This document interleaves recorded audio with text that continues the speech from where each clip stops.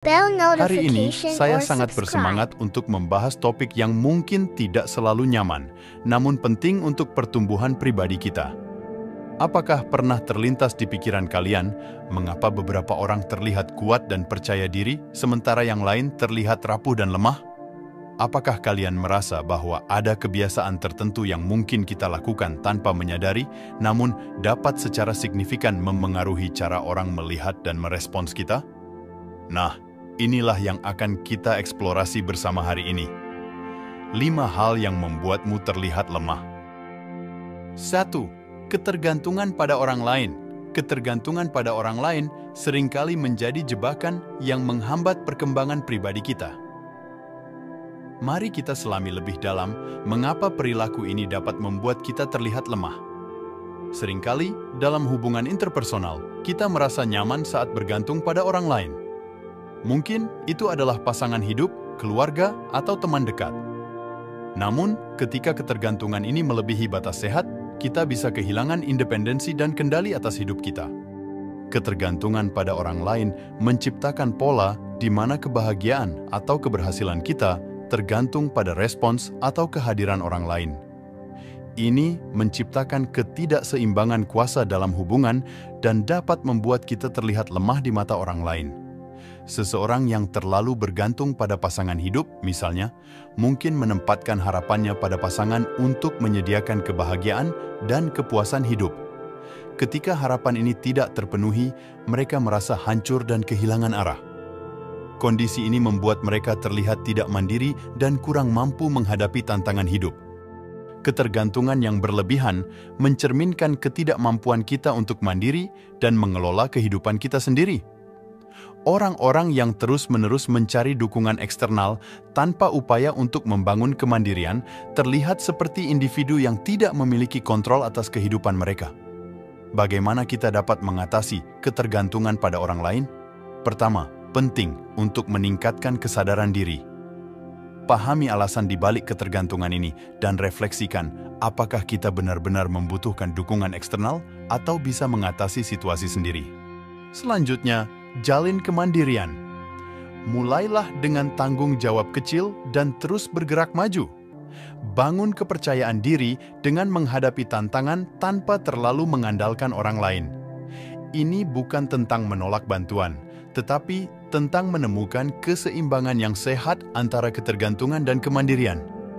Dengan melepaskan ikatan ketergantungan yang membatasi, kita membuka pintu menuju kebebasan pribadi dan kemampuan untuk tumbuh sebagai individu yang kuat. Jadi, mari bersama-sama memahami dan melepaskan ketergantungan yang mungkin telah membayangi potensi sejati kita. 2. Membicarakan kejelekan orang lain di belakang. Membicarakan kejelekan orang lain di belakang adalah kebiasaan yang dapat merusak hubungan sosial dan menciptakan atmosfer negatif. Mari kita telusuri dampaknya dan bagaimana kita dapat beralih ke arah yang lebih positif. Seiring interaksi sosial yang kompleks, seringkali kita terjerat dalam godaan untuk membicarakan kejelekan orang lain di belakang mereka. Meski terkadang tampak tidak berbahaya, perilaku ini dapat merusak reputasi kita dan menghasilkan efek domino yang merugikan. Membicarakan kejelekan orang lain di belakang seringkali terjadi karena adanya kebutuhan untuk membangun rasa superioritas atau sekadar melepaskan ketidaknyamanan pribadi. Namun, dampaknya dapat sangat merugikan, baik untuk orang yang menjadi objek pembicaraan maupun untuk hubungan sosial secara keseluruhan. Kita cenderung merasa aman berbicara di belakang orang karena mereka tidak hadir untuk membela diri. Namun, ini menciptakan lingkungan di mana kepercayaan dan integritas menjadi taruhannya. Orang yang sering melibatkan diri dalam pembicaraan negatif dapat terlihat lemah, tidak dapat dipercaya, dan sulit bekerja sama. Membicarakan kejelekan orang lain menciptakan citra diri yang tidak positif. Orang yang sering terlibat dalam gosip negatif dan pembicaraan yang merugikan terlihat kurang dewasa emosional dan cenderung menciptakan jarak sosial. Ini mengirimkan sinyal bahwa kita tidak mampu membangun hubungan yang positif dan mendukung. Pertama-tama, kita perlu meningkatkan kesadaran diri terhadap perilaku ini. Pahami alasan di balik keinginan untuk membicarakan kejelekan orang lain dan refleksikan dampak negatif yang dapat dihasilkan. Selanjutnya, praktikkan empati. Cobalah untuk melihat situasi dari sudut pandang orang lain dan fokus pada aspek positif daripada negatif. Beralih dari perilaku kritis ke mendukung dan membangun adalah kunci untuk merawat kepribadian positif. Dengan merawat kesadaran diri dan kebaikan hati, kita dapat membentuk lingkungan sosial yang lebih sehat dan membangun hubungan yang positif. Jadi, mari bersama-sama mengeksplorasi cara untuk menghindari jebakan, membicarakan kejelekan orang lain, dan menuju arah yang memupuk kebaikan dan dukungan. 3. Selalu berkata kasar terhadap hal kecil. Seringkali, ketika kita selalu berkata kasar terhadap hal kecil, kita tidak hanya merugikan hubungan sosial, tetapi juga menciptakan gambaran diri yang tidak menguntungkan. Mari kita telaah lebih dalam dampak dari kebiasaan ini dan bagaimana mengendalikan emosi kita untuk pertumbuhan pribadi yang matang. Ketika setiap kejadian kecil di kehidupan kita memicu reaksi yang kasar, itu bukan hanya masalah perilaku eksternal, tetapi juga mencerminkan keadaan emosional internal yang perlu diperhatikan. Berkata kasar terhadap hal kecil seringkali terkait dengan ketidakmampuan kita untuk mengendalikan emosi. Sebuah frustrasi kecil bisa memicu reaksi berlebihan, menciptakan lingkungan yang tidak nyaman, dan merugikan baik untuk diri sendiri maupun orang di sekitar. Perlu diakui bahwa setiap orang menghadapi tekanan dan tantangan sehari-hari. Namun, ketika kita tidak mampu mengelola stres dengan baik, itu dapat berdampak pada cara kita berkomunikasi. Berkata kasar seringkali menjadi saluran pelepasan ketidaknyamanan internal. Reaksi kasar terhadap hal kecil dapat menciptakan citra diri yang tidak stabil dan kurang matang secara emosional. Orang yang selalu berkata kasar seringkali terlihat sulit dihadapi, sulit bekerja sama, dan kurang dapat diandalkan dalam situasi yang menantang dan pastinya akan tampak lemah di mata orang lain. Langkah pertama untuk mengatasi ini adalah meningkatkan kesadaran emosional. Kenali pemicu-pemicu yang memicu reaksi kasar dan pertimbangkan cara-cara untuk merespons dengan lebih baik. Ini melibatkan latihan kesadaran diri dan pengembangan keterampilan emosional. Membangun kemampuan untuk tetap tenang dalam menghadapi situasi sulit adalah kunci untuk pertumbuhan pribadi yang matang. Dengan mengendalikan emosi dan merespons dengan bijak terhadap tantangan sehari-hari, kita tidak hanya memperkuat hubungan sosial, tetapi juga membentuk citra diri yang kokoh dan matang. 4. Iri atas pencapaian orang lain. Merasa iri atas pencapaian orang lain bukan hanya menghambat hubungan sosial, tetapi juga merugikan perkembangan pribadi kita. Mari kita telusuri lebih dalam tentang dampak dari rasa iri dan bagaimana kita dapat mengubahnya menjadi sumber inspirasi untuk mencapai tujuan pribadi. Iri seringkali menjadi perasaan yang sulit dihindari, tetapi ketika kita membiarkannya mengendalikan tindakan dan pikiran kita, itu dapat merugikan pertumbuhan pribadi. Rasa iri muncul ketika kita membandingkan diri kita dengan orang lain dan merasa kurang berhasil atau beruntung.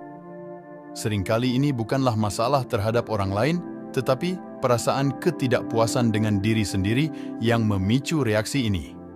Perbandingan sosial yang konstan melalui media sosial dan interaksi sehari-hari dapat memperkuat rasa iri.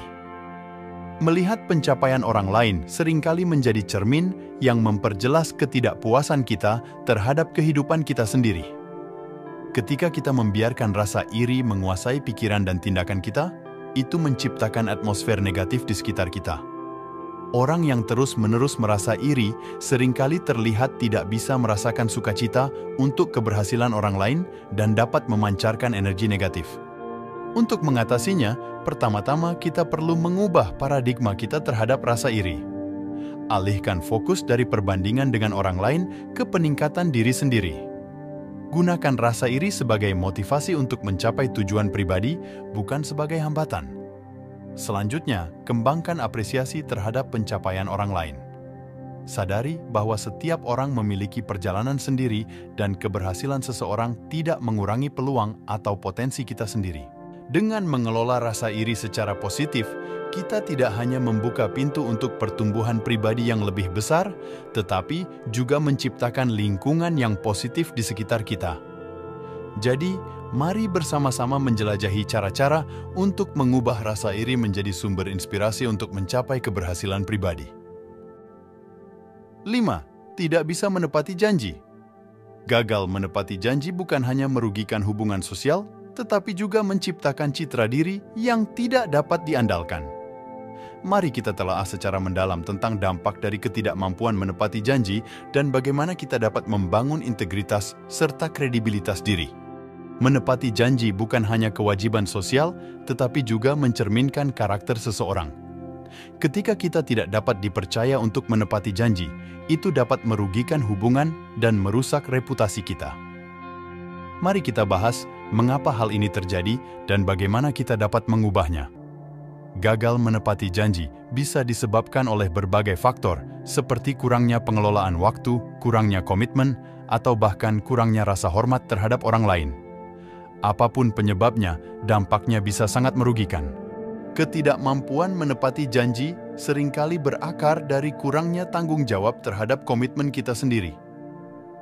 Mungkin kita terlalu optimis dengan jadwal kita atau tidak memprioritaskan janji yang telah kita buat. Orang yang tidak dapat dipercaya untuk menepati janji seringkali dianggap tidak dapat diandalkan.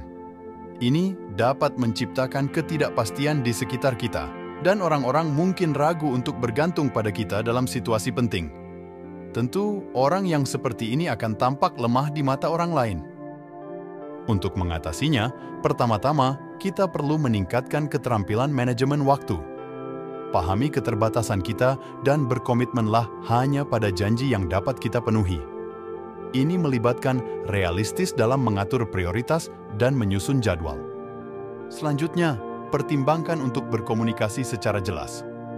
Jika kita merasa tidak dapat menepati janji, lebih baik memberitahu orang yang bersangkutan sebelumnya dan mencari solusi bersama.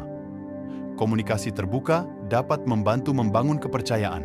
Dengan meningkatkan integritas dan kredibilitas kita melalui kemampuan untuk menepati janji, kita bukan hanya membangun hubungan yang lebih kuat, tetapi juga menciptakan fondasi untuk keberhasilan pribadi dan profesional yang lebih besar. Jadi, mari bersama-sama menjelajahi cara-cara untuk mengubah ketidakmampuan menepati janji menjadi langkah-langkah menuju integritas yang kokoh. Terima kasih telah menemani kita dalam menjelajahi 5 kebiasaan yang dapat membuat kita terlihat lemah dan cara mengatasi serta mengubahnya untuk pertumbuhan pribadi yang lebih baik. Kita telah membahas tentang ketergantungan pada orang lain, membicarakan kejelekan orang lain di belakang, perilaku kasar terhadap hal kecil, rasa iri atas pencapaian orang lain, dan ketidakmampuan menepati janji. Sekarang, langkah selanjutnya ada pada kita. Membangun diri menjadi individu yang kuat, positif, dan dapat diandalkan membutuhkan usaha yang berkelanjutan. Mari terus berkomitmen untuk meningkatkan diri kita, mengasah kelemahan, dan memperkuat kelebihan. Jangan lupa untuk berbagi pengalaman dan pandangan kalian di kolom komentar. Apakah kalian pernah mengidentifikasi salah satu dari kebiasaan tersebut dalam diri kalian sendiri? Bagikan juga strategi atau tips yang telah berhasil kalian terapkan untuk mengatasi hal tersebut. Saya yakin, dengan kesadaran diri dan tekad untuk berubah, kita semua bisa membentuk versi terbaik dari diri kita sendiri. Terima kasih atas partisipasinya, dan sampai jumpa di video berikutnya.